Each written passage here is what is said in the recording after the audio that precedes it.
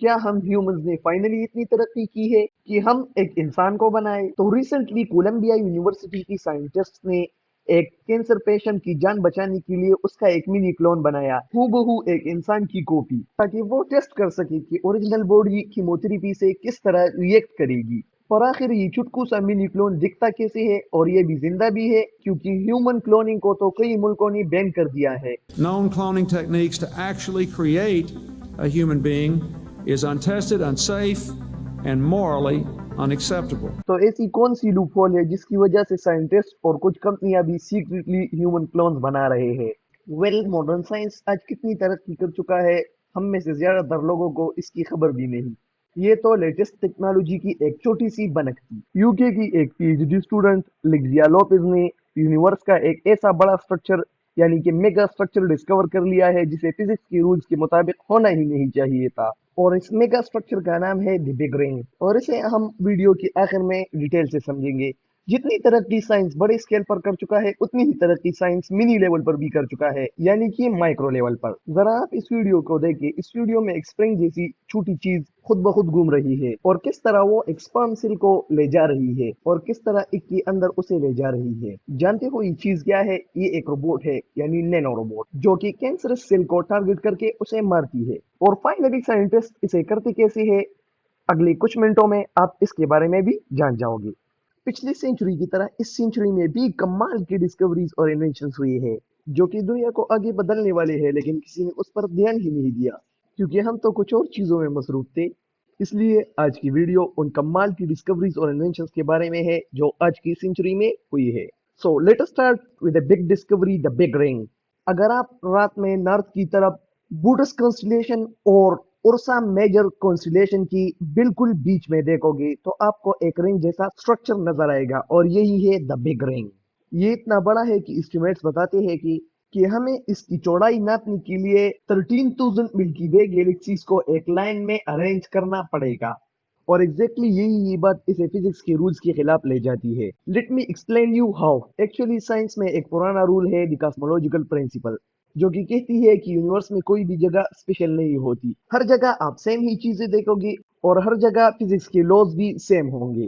اس principal کے مطابق 13.8 billion years ago جب بگ بینگ ہوا تھا، اگر آپ بگ بینگ کے بارے میں نہیں جانتے تو میری اس پر ایک ڈیٹیل ویڈیو بھی ہے، تو آپ وہ دیکھ لیں، جو آئی کے بٹن کو پر کلک کر کے آپ کو مل جائے گی، یا ویڈیو کے آخر میں آپ کو مل جائے گی۔ تو اس پرنسپل کے مطابق جب بگ بینگ ہوا تھا تو ود ان مائکرو سیکنڈز ایک سنگل پوائنٹ میں سمائی ہوئی ساری انرجی ایک بوم کی پٹنی کی طرح چاروں طرف پھیل گئی، جس سے پھر آگے چل کر ہائیڈروجن، کاربن اور آکسیجن جیسے ایلیمنٹ بنے۔ یہی وجہ ہے کہ آپ اس یونیورس کی شروعاتی ٹائم والی ریڈیشن یعنی کہ cosmic microwave background radiations کو اگر دھیان سے دیکھو گی تو except from some dark spots here and there, آپ دیکھو گی کہ یہ ریڈیشنز ایکولی پھیلی ہوئی ہے۔ اور اب جو دا بگ رنگ نامی میگا اسٹرکچر ڈسکور ہوا ہے، وہ اس کاسمولوجیکل پرنسپل کے بالکل خلاف جاتا ہے، کیونکہ it represents a special place in the universe, جس میں ہماری یونیورس کی ایک اچھی خاصی ماس سمائی ہوئی ہے۔ پلس اگر ہمیں صرف ایک ایسا اسٹرکچر ملتا تو پھر بھی ہم یقین کر لیتے کہ یہ ایک انوملی ہو سکتی ہے،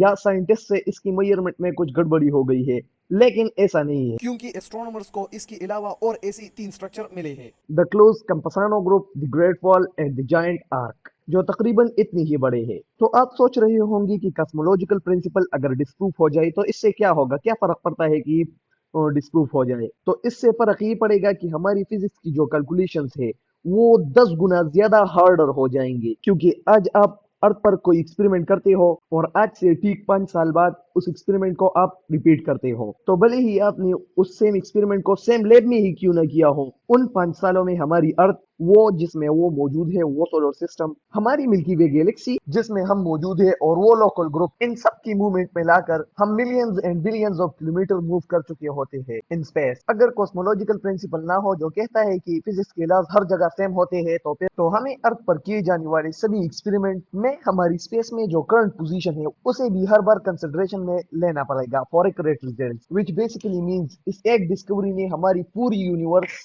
کی انڈرسٹینڈنگ کو چیلنج کر دیا ہے۔ And now only time will tell کہ ہمیں سائنٹسٹ اس یونیک پرابلم سے کس طرح بچائیں گے۔ اب بڑھتے ہیں دوسرے بڑے سائنٹیفک اچیومنٹ کی طرف، جو ہے نینو بوٹ، ایک ہیومن باڈی انٹرنلی कितनी कम्प्लेक्स होती है। डॉक्टर्स कितनी भी एक्सपीरियंस क्यों ना हो, कुछ सर्जरीज में कॉम्प्लिकेशंस को अवॉइड करना बहुत ज्यादा मुश्किल होता है। जैसे हमारे कान की ठीक नीचे पैरोटिड ग्लैंड होता है, जो कि अगर ट्यूमरस हो जाए तो ये सर्जरी एक्सपीरियंस सर्जन्स के लिए भी परफॉर्म करना एक्सट्रीमली डिफिकल्ट होता है। अगर गलती से भी ट्यूमर कट करते वक्त फेशियल नर्व कट हो गई तो पेशेंट का आधा फेस ही पैरालाइज हो जाएगा। सिमिलर डेंजर्स थायराइड ऑपरेशन में भी होते हैं। अगर गलती से भी रिकरेंट लैरिंगल नर्व कट हो गई, जो कि हमारी वोकल कॉर्ड्स को कंट्रोल करती है, तो पेशेंट हमेशा हमेशा के लिए गूंगा हो जाएगा। इंसान तो इंसान ही ठहरे, गलती किससे भी हो सकती है। इसलिए पिछले कई सालों से हमारे मेडिकल प्रोफेशनल्स को डेस्परेटली ऐसी टेक्नोलॉजी की जरूरत थी जो लीस्ट इन्वेजिव हो, यानी कि कम से कम चीर पार करने की जरूरत न पड़े, जिससे कि पेशेंट्स बीमारी से ज्यादा ट्रीटमेंट से डरने और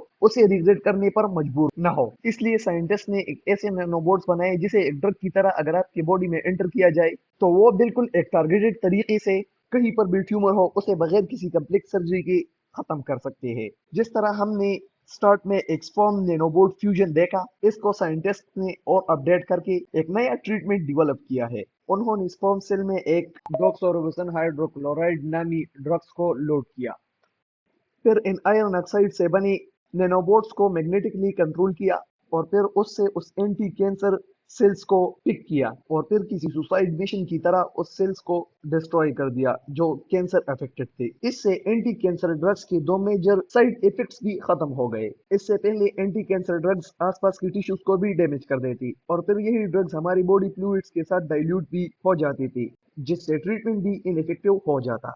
बट इस न्यू टेक्नोलॉजी की वजह से ये साइड इफेक्ट्स खत्म हो गए। सो ये कैंसर के पेशेंट्स के लिए एक खुशखबरी है, क्योंकि अब के बाद कैंसर की ट्रीटमेंट इतनी ही आसान हो जाएगी जैसे एक इंजेक्शन लगाना पास की क्लिनिक में। अब बढ़ते हैं नेक्स्ट बड़ी अचीवमेंट की तरफ, जो है मिनिएचर न्यूक्लियर बैटरी। इमेजिन करो वो फोन जिसे कभी भी चार्ज न करना पड़े, एक रिमोट या बैटरी जिसका सेल कभी भी खत्म ना हो। अगले 4 से 5 सालों में ये पॉसिबल हो सकता है। एक चाइनीज कंपनी है Beijing Betavolt new energy technology company limited, उन्होंने एक ऐसी न्यूक्लियर बैटरी बनाई है कि जो कि एक 5 रुपए की सिक्के जितनी छोटी है, बट वंस मैन्युफैक्चर्ड अगले 50 सालों तक आपकी डिवाइसेस को चार्ज रख सकती है। बस हाल ही में वर्ल्ड न्यूक्लियर एसोसिएशन ने इसे अपने लिंक्डइन पर प्रमोट किया था और ये कंपनी इन बैटरीज को साल 2025 में लॉन्च करेगी। ये काम कैसे करता है तो चले इसे समझते हैं। इसमें निकल का एक रेडियो एक्टिव आइसोटोप निकल 63 होता है, जिसे दो डायमंड लेयर्स के बीच में प्लेस किया जाता है।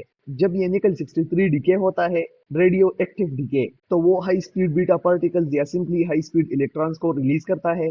तो ये हाई स्पीड इलेक्ट्रॉन्स डायमंड की एटम्स के इलेक्ट्रॉन को नॉकआउट कर लेते हैं। तो इससे डायमंड की लेयर के एक तरफ में बहुत ज्यादा इलेक्ट्रॉन जमा हो जाते हैं और दूसरी तरफ उसकी डिफिशियंसी हो जाती है। बस इसी दो लो और हाई रीजन्स को वायर की मदद से मिला दो तो उसमें से करंट फ्लो शुरू हो जाएगा। This is very similar to solar cells. बस फर्क सिर्फ इतना है कि यहाँ सनलाइट के फोटॉन्स के बजाय निकल 63 की बीटा पार्टिकल्स को इस्तेमाल किया गया है इलेक्ट्रॉन्स को नॉकआउट करने के लिए। पर आपके माइंड में ये सवाल जरूर पैदा होगा कि यार न्यूक्लियर पावर के लिए तो बड़े पावर प्लांट्स लगते हैं, हजारों सेफ्टी प्रिकॉशंस लेने पड़ते हैं, उसकी कोर को ठंडा रखने के लिए उसे पानी में डुबोकर रखना पड़ता है एंड सो ऑन। तो इतनी कम्प्लेक्स टेक्नोलॉजी को बीजिंग बीटा वोल्ट ने एक छोटी सी बैटरी में किस तरह फिट कर दिया? वो ऐसे कि unlike traditional nuclear power plants, nuclear energy को पहले थर्मल और फिर इलेक्ट्रिकल एनर्जी में कन्वर्ट करती है। स्ट्रॉन्ग न्यूक्लियर फोर्स, जो कि 4 फंडामेंटल फोर्सेस में से थर्ड फंडामेंटल फोर्स है, उसको यूज किया जाता है।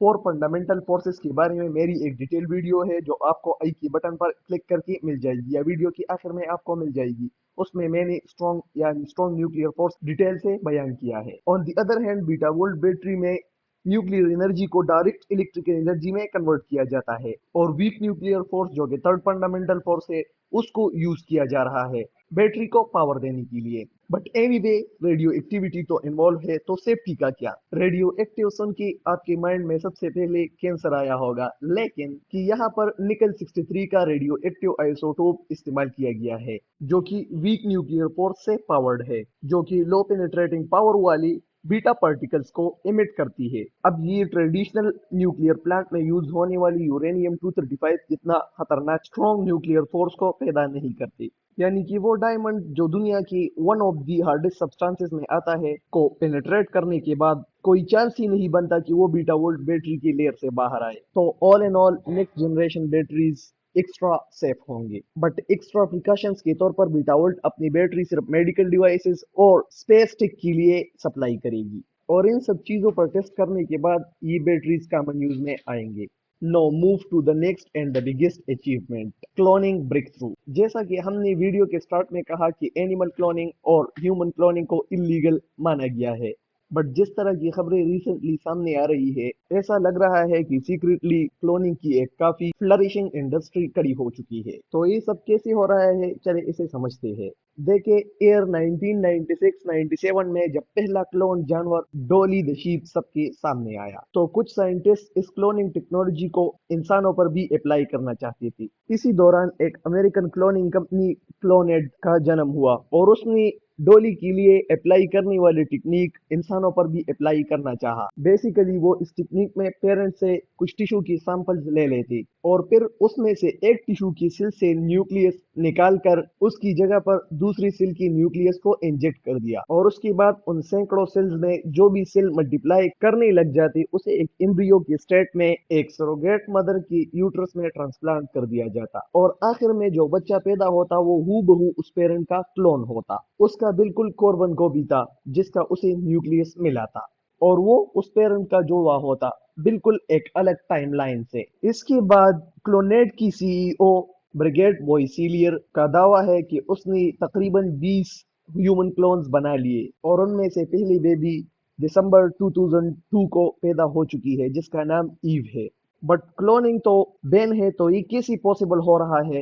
अप्रोक्सीमेटली क्लोनिंग सिर्फ 45 कंट्रीज में बैंड है। बाकी क्लोनेट की सीईओ ने क्लोनिंग यूएसए से बाहर, यानी अपने होमलैंड से बाहर उस मुल्क में क्लोनिंग किया था जिसमें क्लोनिंग बैंड नहीं था। हालांकि इन 46 कंट्रीज में भी कई कंट्रीज ने सिर्फ ह्यूमन क्लोनिंग को बैन कर दिया है, बाकी जानवरों की क्लोनिंग आप कर सकते हैं। स्टार्ट में हमने कोलंबिया यूनिवर्सिटी की साइंटिस्ट के बारे में कहा था कि उसने एक मिनिएचर क्लोन ह्यूमन क्लोन बनाया था। वो मिनी क्लोन इसी ही ह्यूमन क्लोनिंग पर बेस्ड था।